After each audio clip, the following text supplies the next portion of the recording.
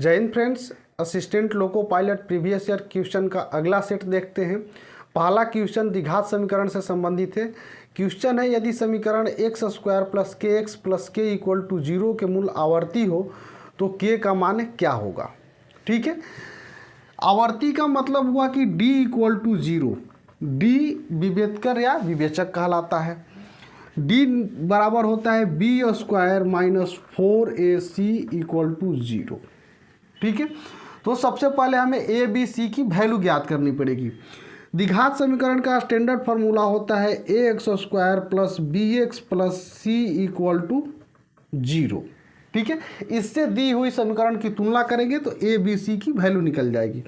ए बराबर जो है 1 होगा, बी बराबर के होगा और सी बराबर भी के होगा। ठीक है, इस वैल्यू को हम यहाँ पुट करते हैं। बी का वैल्यू के है तो के स्क्वायर हो जाएगा माइनस 4ac यानी 1 इंटू के, तो ये के हो जाएगा इक्वल टू 0 हो गया। अब यहाँ के कॉमन लेंगे तो हो जाएगा के माइनस 4 इक्वल टू 0, यानी के बराबर 0 हो गया। एक के बार के माइनस 4 इक्वल टू 0 हो गया।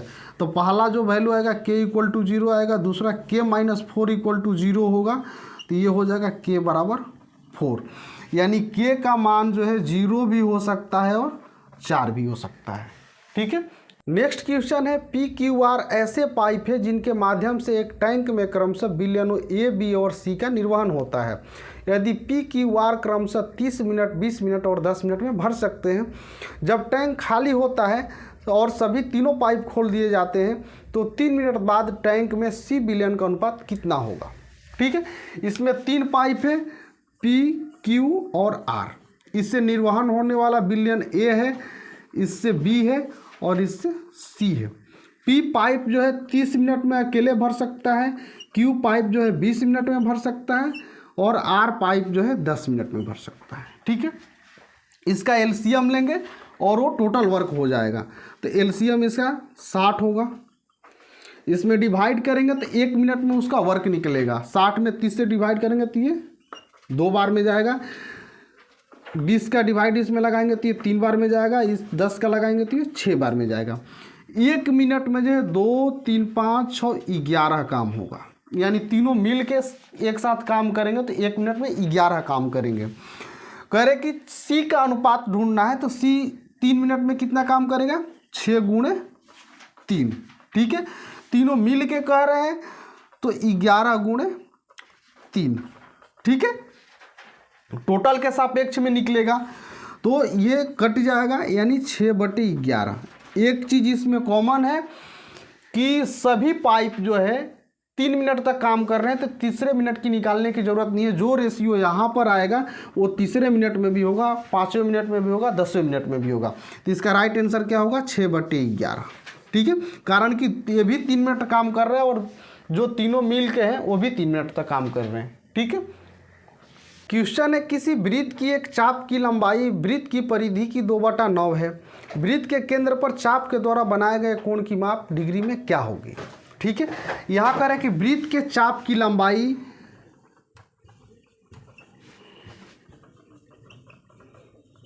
जो है परिधि की 2/9 है। तो यानी चाप की लंबाई बटे परिधि बराबर 2/9। चाप की लंबाई को एल से डिनोट करते हैं और परिधि को 2πr से। ठीक है, तो एल बराबर होता है 2πr थीटा बटा में 360। ठीक है, हमें निकालना है थीटा, तो यहाँ पर l/2πr करेंगे तो यहाँ क्या बच जाएगा, थीटा बटा 360 बच जाएगा।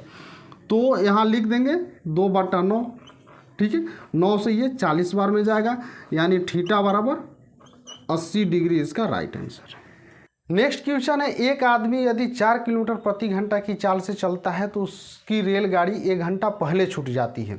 यदि वह अपनी चाल को बढ़ाकर 5 किलोमीटर प्रति घंटा कर लेता है तो उसकी रेलगाड़ी 24 मिनट पहले छूट जाती है। उसे कितनी चाल से चलना चाहिए कि वो सही समय पर स्टेशन पहुंच जाए।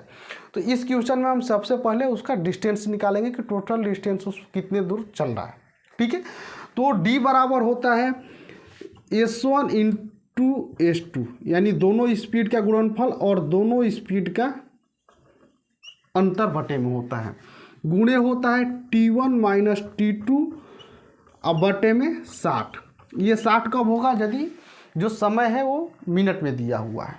ठीक है, तो S1 इंटू S2 4 किलोमीटर प्रति घंटा की चाल से चल रहा है और दूसरे में 5 किलोमीटर के बीच, दोनों के बीच का अंतर 1 हो गया, गुणे T1 माइनस T2, जो पहला समय दिया हुआ है 1 घंटा बाद में स्टेशन पर पहुंचता है यानी 60 मिनट हो गया, और दूसरा जो है 24 है। ठीक है, ये हो जाएगा 36। तो यहाँ पर हम करेंगे 36 बटे में 60। ठीक है, ये 5 से 12 बार में कट जाएगा, ये 12 36, यानी 12 किलोमीटर जो है उसकी दूरी हो गई। अब पूछ रहा है कि समय कितना लगेगा, तो दूरी बटा चाल, 12 किलोमीटर उसे चलना है और उसकी चाल जो है 4 किलोमीटर प्रति घंटा, तो बटे 4 करेंगे तो ये 3 घंटा लगेगा। लेकिन जो है स्टेशन 1 घंटा बाद में पहुंच रहा है, तो सही समय क्या होगा, 1 माइनस कर देंगे, 2 घंटा। अब इसको कितना लगेगा, 12 बटे में 2, यानी 6 किलोमीटर प्रति घंटा की चाल से चलेगा तो स्टेशन सही समय पर पहुंच जाएगा, उसकी रेलगाड़ी नहीं छूटेगी। नेक्स्ट क्वेश्चन है, वैट शामिल करने पर एक टेलीविज़न का मूल्य 14,000 हो जाता है। यदि वैट का दर 12% हो तो टेलीविज़न की मूल कीमत क्या है? ठीक है, यानी कोई भी वस्तु अपने आप में 100% होती है और उसमें टैक्स लगा दिया जाता है तो उस पर प्लस में टैक्स कर देते हैं। वैट का फुल फॉर्म होता है वैल्यू एडेड टैक्स।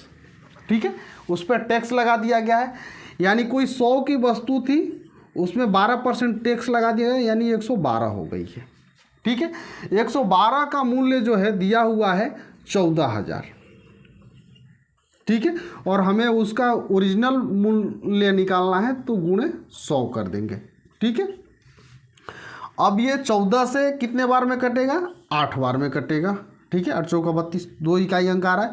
अब इसमें 1000 में 8 से भाग देंगे तो ये कितने बार में कटता है, 125 से।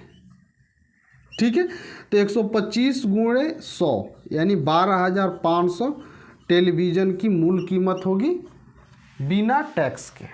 नेक्स्ट क्वेश्चन है, वह छोटी से छोटी संख्या ज्ञात कीजिए जिसे 1875 को विभाजित करने पर एक पूर्ण वर्ग प्राप्त होता है। ठीक है, तो इसमें सबसे पहले हम क्या करेंगे, 1875 का गुणनखंड निकालेंगे। ठीक है, तो ये 75 है यानी 25 से जरूर कटेगा, 25 से गुणनखंड करेंगे। 25 से क्यों करेंगे कि 25 एक पूर्ण वर्ग है। ठीक है, 5 का स्क्वायर 25 होता है, तो इसमें भाग लगाएंगे तो 25 7 175 होता है, यहाँ से 12 बचा, यहाँ 5, 125 हो गया, 25 5 125। ठीक है, फिर इसको 25 से करेंगे तो ये 3 इसका अभी बचेगा।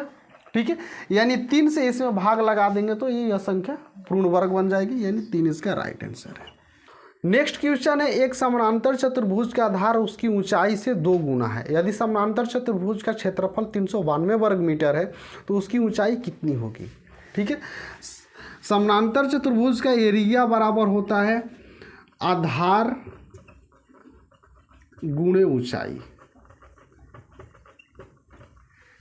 ठीक है, तो कह रहा है कि ऊंचाई का 2 गुना है क्या, आधार, यानी ऊंचाई को हम h माने तो आधार कितना हो जाएगा, 2h हो जाएगा। ठीक है, एरिया जो है इसका 392 है। अब 2 से ये कटाएंगे तो 196 बार में कटेगा, यानी h स्क्वायर की वैल्यू 196 हो गई, तो h का वैल्यू कितना हो जाएगा, 14। 196 का वर्गमूल 14 होता है, यानी 14 मीटर ऊंचाई हो गई। नेक्स्ट क्वेश्चन है, जब एक 25.2 मीटर लंबी तार को 11:25 के अनुपात में विभाजित किया जाता है तो लंबे टुकड़े की लंबाई कितनी होगी? अनुपात जो है 11:25 दिया हुआ है, तो इसमें बड़ा टुकड़ा 25 वाला होगा। ठीक है, तो टोटल है कितना, ये 36 है। ठीक है, तो 36 और ऊपर लिख देंगे 25, 36 में से 25 का हमें वैल्यू निकालना है, और है कितना टोटल 25.2 मीटर।